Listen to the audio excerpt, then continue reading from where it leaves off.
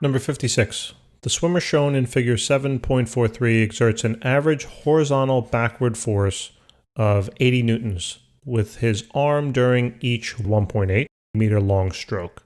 Letter A. What is his work output in each stroke? All right, so first thing is we have to calculate work output, right? So if we're thinking about work output and how work relates to force and distance, we're probably thinking about this formula over here, right? So that sounds good to me.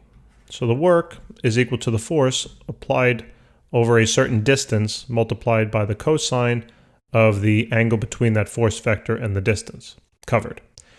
So if I'm looking at the picture here, you might be tempted to think, well, do I have to find this arc, the length of the arc here, in order to, calculate the force or the distance, maybe? Do I need to find this distance, or should I take just the horizontal distance? Well, according to what they gave us in the problem, they gave us the horizontal backward force. And they also gave us the horizontal distance over which that force is applied. And therefore, since they are consistent, meaning that they gave us the horizontal backward force and a horizontal distance, I don't need to do any conversion or anything like that at all. I don't need to find the arc length here, nothing along those lines, okay? It's actually works out to be a fairly straightforward problem here. But the harder part is kind of figuring out that it's a straightforward problem. So the force applied in the backward direction is going to be 80 newtons, right? 80 newtons. We can call that negative because it's pointing, right? It says backward force, all right? So it's pointing to left.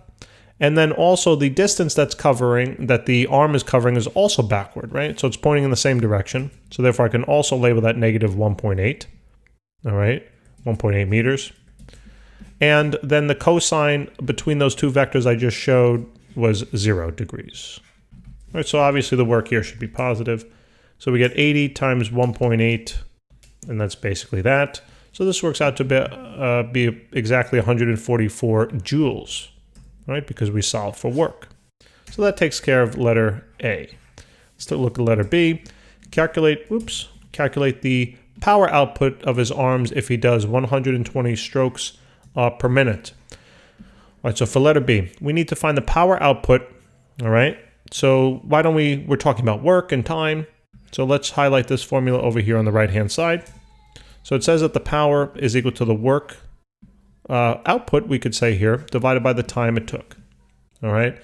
So this is what we just found over here. This is the amount of energy in one single stroke, right? This is one stroke.